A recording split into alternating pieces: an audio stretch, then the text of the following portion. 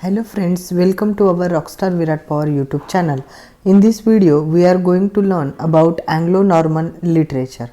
In our previous video, we have learned about Anglo-Saxon and Anglo-Norman literature, which are most important for while preparing for English literature, and that contains in Old English literature.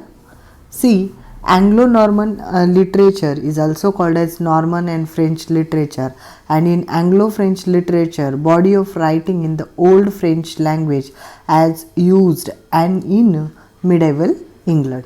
Though this dialect had been introduced to English court circles in Edward the Confessor's times, it's historically really began with the Norman conquest in 1066 when it became vernacular of the court and the law of the church and the parliament. Then Anglo-Norman became an acquired tongue and its use a taste of gentility. It was introduced in Wales and Ireland and used in limited extent in Scotland. The earliest extant literature text in the Anglo-Norman dialect belonged to the region of Henry I in the early 12th century. The latest to that, Henry IV in the early 15th century. The alienation towards the France during the 100 Years of War started an increasing use of English and last through stronghold of French dialect being parliament and the law, in both of which it still survives in few formulas. See, from the 12th to 14th century, Anglo-Norman was second only to Latin in its use as a English literary language in England. Most types of literary works were represented in Anglo-Norman as in French with a slight difference of emphasis. Then see, the Chanson de Geste was an exception. This type of French epic poem was not unknown in England, but there seem to have no original works for the kind written there. Conversely, Anglo-Norman works were known, copied or imitated on the continent, and one important difference between continental and Anglo-Norman literature is that fourth Lateran Council of 1215 led to an outpouring of doctrinal and devotional works for the laity in England, not paralleled in the France, which perhaps explain the fact that the early period England was often in advance of the continent in the development of new literary form. As we know, in the Norman period, the various French words are introduced in English literature, and English literature is going to be a farm language and enhancing its vocabulary too. Historical writing was popular both in Normandy and in the rest of continent, and although after the Norman conquest Latin replaced the English for use in documents and chronicles, examples of both are found in Anglo-Norman. Then what happened? See, religious houses caused leave of native saints to be written, and the nobility had a taste of romances about imaginary English ancestor.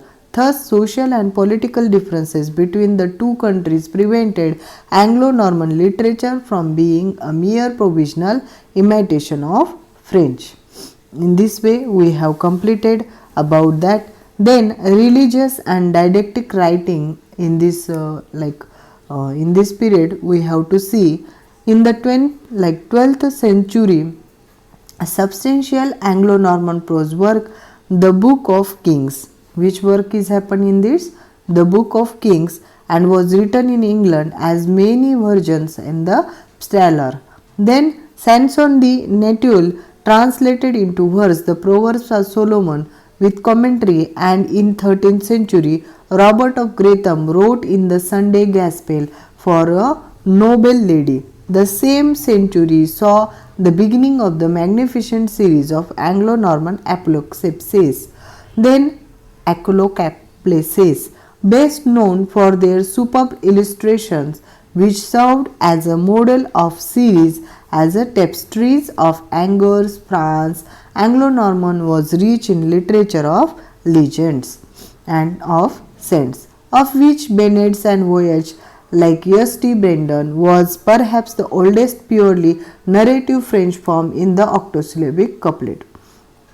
There are various couplets we have to learn in this English literature, but in this is in written in the octosyllabic couplet.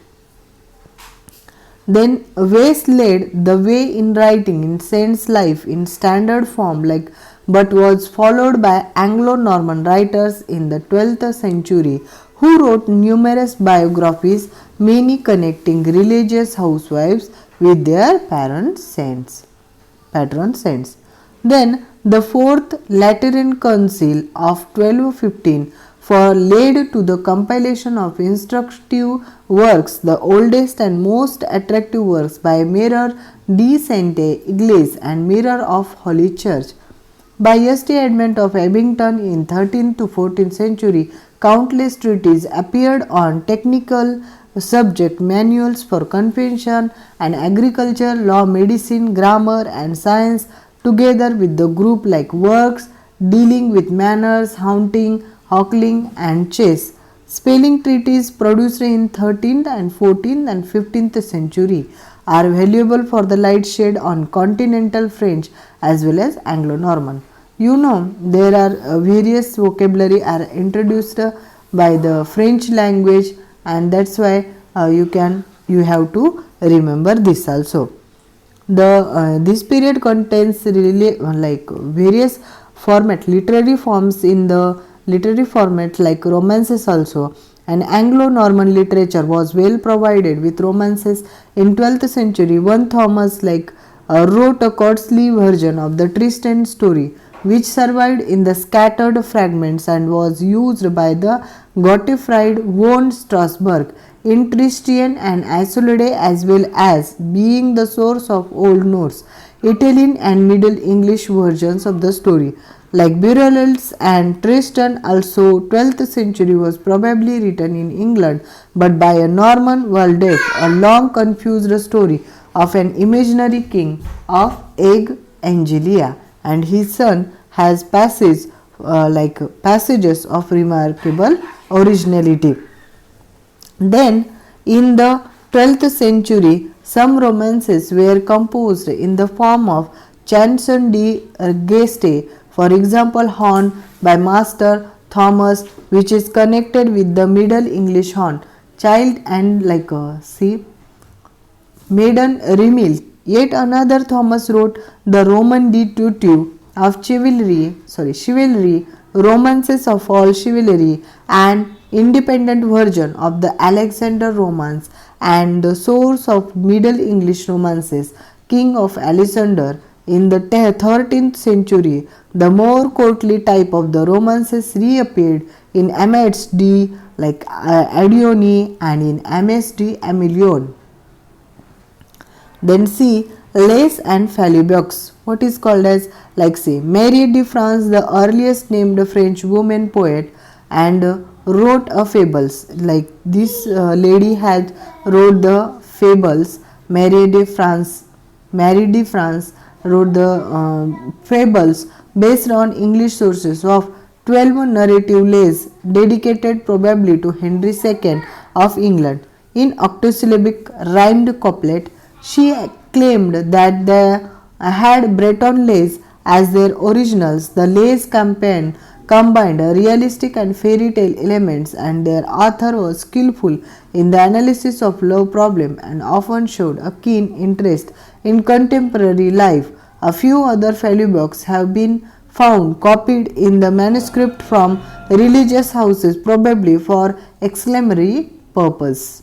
Then political and historical writing is also there. In that, fragments of political songs found in Peter Langkoff and chronicle which begins as a complete chronicle of British history but became a source for the times of Edward I. The Domitian Nicholas Trevett wrote a prose chronicle of European history from which Chaucer derived his Man of Law's tale. Then earlier than these was an Anglo-Norman verse, Histoire de l'Écosse and by Geoffrey Gamer, which is the earliest chronicle in French. Two magnificent biographies of the first Earl of Pembroke, William Marshall, and Edward the Black Prince were written for the English patrons of foreigners. Official documents were often in Anglo-Norman, and the yearbooks unofficial report of cases of the common pleas ran from the region of Edward I to that Henry VIII. English began to be used for parliament alongside French in the 14th century. Then see the one writer like Wace, who was born in 1100 Jersey Channel, Iceland, died after 1174. He is Anglo-Norman author of two verse chronicle, the Roman de Brut and the Roman de Roe, 1160-74, named respectively after the reputed founder of Britons and Normans. In this way, in this video, we have learned various forms various type of literary forms in the Anglo-Norman literature.